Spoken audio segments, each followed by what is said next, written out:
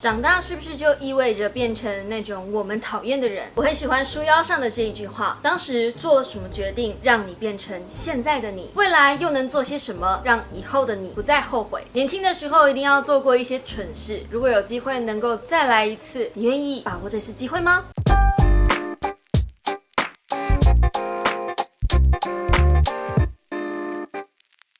？Hello guys， 我是 Neko 乌喵，欢迎回来我的说书时间。今天不废话，直接果断送上2019年必读的小说之一。老实说，如果不是编辑自荐，我绝对不会开启这本书。嘿，说书人的工作不就是要发掘各种被大家遗漏掉的好书吗？如果这边还有人在找暑假读物，就是它了。记忆边境、河川、火灵、乌云光。我知道这书名完全看不出来想表达什么。不晓得大家知不知道小气财神的故事？在圣诞夜的晚上，一个镇上知名的小气财神梦到3个圣诞精灵带他去看过去、现在和未来那个他没发现过的世界。这个故事的架构有一点像书名上的河川、火灵、乌云光，分别代表了3个闯关的守护者。以游戏概念来说，就是 GM 啦。3个关卡分别考验了友情、亲情、爱情。主角小安在梦境中醒来的时候，被告知自己的阳寿正在倒数计时中，唯一能返回人间的方式就是闯关成功。在河川的带领下，小安重温了他和他的好朋友锅盖王最后重聚的现场。锅盖王原本是学校叱咤风云的篮球好手，女孩们为之疯狂，男孩仰慕崇拜。直到有一次，他突然癫痫发作，之后又陆续发作了几次，医生查不出原因，只能劝说他好好休息。但是树大招风，不少人开始在背地里说锅盖王的闲话，甚至说碰到他会被传染。渐渐的，锅盖王失去了原本的支持，小安也默默退出了他的好友粉丝团。最后一次相聚是在溪流旁，小安和锅盖王的妹妹雨堂准备野餐。溪流上方走过同校的同学，隐隐约约听到的嘲笑声伤害了锅盖王的心。小安明白要通过关卡就是要帮助锅盖王，于是他拉着锅盖王远离溪流。没想到一个转角，更清楚的听到当年没听到的完整内容收录。这一幕就像是小安故意拉他去听的，锅盖王更难过，头也不回的就走了。小安华丽的闯关失败。进入第2关，小安遇见了火灵。火灵希望小安告诉他关于爸爸的故事。小安即便不想回想，还是在守护者的要求下说了那一天爸爸搭上了不应该搭上的公车，如果不是脚踏车坏了，爸爸不会搭上那一台自然起火的车。全车没人受伤，只有来不及逃出的爸爸走了。妈妈得知消息之后无法接受，原本的电台工作也几乎放弃了，就像是私家侦探一样，全心投入调查工作。偏执和执着让妈妈绑死在受害者这个角色上，迟迟走不出来。小安原本跟着疯狂，但再也无力继续耗费人生，更不愿意这样继续看着妈妈失去重心。于是小安离开家，再也没有回去，也没跟妈妈联络了。他误打误撞进入了演艺圈。26岁的他运气很好，马上就被注意到，获得了金奖影帝称号。庆功宴那天，他见到了许久没见到的母亲。妈妈穿着打扫阿姨的制服，在一旁收拾东西。小安很压抑，妈妈怎么会出现在这里？妈妈苦笑着说：“我在这里工作啊。”就在小安懊悔自己怎么会让妈妈做这种工作的同时，妈妈从口袋里拿出一张纸条，上面写着2个新的人名。小安一脸狐疑的看着母亲，母亲很激动的告诉他，这个是新的线索，爸爸的案子还有机会。小安愤怒的把纸团摔在地上，他很想要好好的跟母亲说，爸爸当年有多爱着那些树木，爸爸还有很多很美好的事情值得我们记得。他想要对母亲大叫，能不能不要再把自己当成受害者？然后他想跟母亲说对不起。但一切又来不及了，因为闯关失败，小安又失去了一个机会。最后一关，小安终于见到了乌云光。乌云光给小安一个过关的道具，是一片能听见对手心中 OS 的叶子。然后想听听小安和雨堂之间的故事。雨堂是锅盖王的妹妹，同时也是小安的青梅竹马。2个人从小就在一起，同时也喜欢着哈利波特。他们喜欢送对方一半的东西，象征另一半已经到了魔法世界去。这就是他们9又3/4月台的小秘密。而小安最喜欢的就是看着雨堂努力的身影。雨堂从小就决心要当记者，甚至当一个纪录片导演。他喜欢发掘微不足道却很重要的事情。这样的他在小安眼里比觉得很耀眼。但是随着时间过去，宇堂越走越远，两个人慢慢有了距离。当宇堂问小安你到底热爱着什么，小安总是回答我热爱的就是看着你呀，你就是我的热情。宇堂对于这种答案都是一笑置之。当一个人没有目标，谁又会喜欢跟屁虫一辈子？最后小安明白，他依旧爱他，但他没有爱上他。可是他居然，那个 Neko 不能把故事剧情讲完啦，书还卖不卖呀？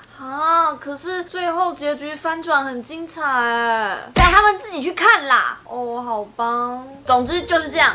这本书在每一个关卡之后，守护者都会替小安的表现做出一个结论，通常都是那个结论点醒小安，让他有机会改进，并且用这个技巧进行下一个关卡。由于故事真的很精彩，我实在不想爆雷太多，只是把大致的剧情分享一下，留下很多细节给大家去慢慢体会。我很久没有看小说哭成这样了，这本书刚好击中我不少软肋，是一本在各个年龄层看都会看到不同层面的故事。要说它是台湾小王子，我觉得都可以，而且文笔很朴实真诚，没有太多华丽的装饰，用在这个题材上反而很贴近人心。在友情那个关卡，小安选择逃避他的朋友正在遭受霸凌的事实，也建议锅盖王不要去听那些伤害他的言论。但事实上，锅盖王需要的可能只是有人替他站出来，或者帮他声援也好。即使改变不了什么，但至少锅盖王知道有人在支持着自己，这会带来很大的勇气和转变。尤其是面临网络霸凌的时候，多数人可能没有被网络霸凌的经验，但经营社群的我可是天天如履薄冰，生怕一个词用错了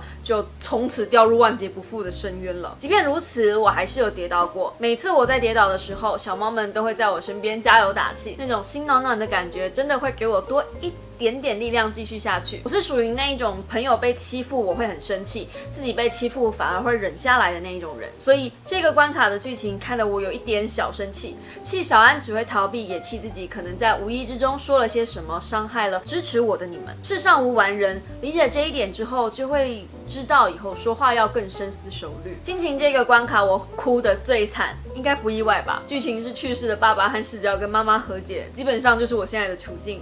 父亲节刚过，我最感慨的就是直到爸爸离开，我都没能坦率地说出我爱他。事实上，我也不确定我对爸爸的情感到底有没有包含着爱，但是很确定有包含着满满的遗憾和感慨。我一直很想跟他拉近距离，但我爸跟我只能是朋友，而且还是损友的那一种。更讽刺的是，直到他变成骨灰坛了，我才觉得我跟他的距离有近了一点，什么话都能对着照片说。家人一直是我最大的软肋，我在家很少获得安全感或是自信，所以会本能的抵抗亲近，这种感觉很奇妙。一群想熟的人又怕太熟会伤害自己，我还在试图拿捏这中间的距离。书中有一段话用来形容我跟我妈的关系刚好。一直以来，我们知道自己是受害者，却常常忘了对方也是受害者。他常常想帮我做些什么，我都拜托他不要。对我来说，我只是希望他能好好照顾自己就好。可是对他来说，他很想做一些母亲该做的事。我心疼他都不照顾自己，他担心我都没好好照顾自己，然后我们就因为这件事情吵起来，很无聊，很幼稚。可是这就是台湾人关心彼此的方式。这真的是陋习耶，要改掉哦。最后爱情这一关的感触也不少。曾经也有人把所有的希望都放在我身上，怎么好像男生比较容易做出这种事情啊？但是站在一个女生的立场，这种寄望不是优点，反而是一种压力。而且看着自己的伴侣没有任何成长，眼巴巴的看着自己，这种感觉真的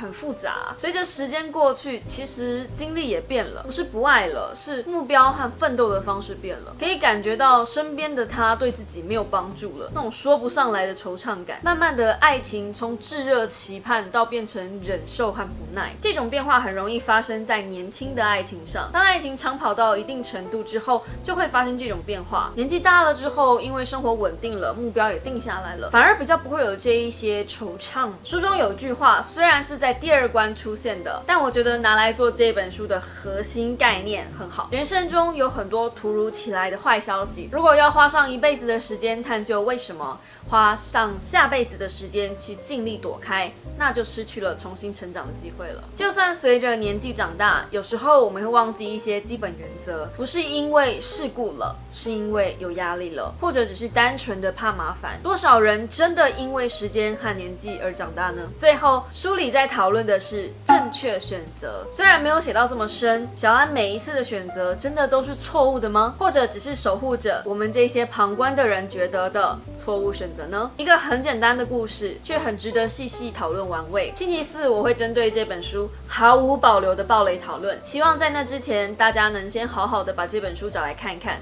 没办法啊，小说要讨论真的只能完整拆开了，拜托啦，这本书真的很值得一看，又是小说，很快就看完了，就当做是被我骗了一次蹲马桶的时间啦，拜托去看看咯，求你了哈！最后，欢乐的时间总是过得特别快，又到了节目的尾声啦。老话一句，喜欢我的影片请按喜欢，不喜欢请按左上角离开。大家拜拜呀！这本书我是在从日本回台湾的飞机上看完的，那时候我旁边坐了2个台湾的女生，然后我刚好看最后一段感情片的时候，哭到不能自己。他们2个还拿卫生纸给我，想说到底发生了什么事。哦，这真的是很好看，我真的很久没有在公开场合哭成这样了。那个封面应该要标上一个标签是会爆泪，请注意危险之类的。真的啦，真的好推，求你们去看，会很感动的那一种，真的。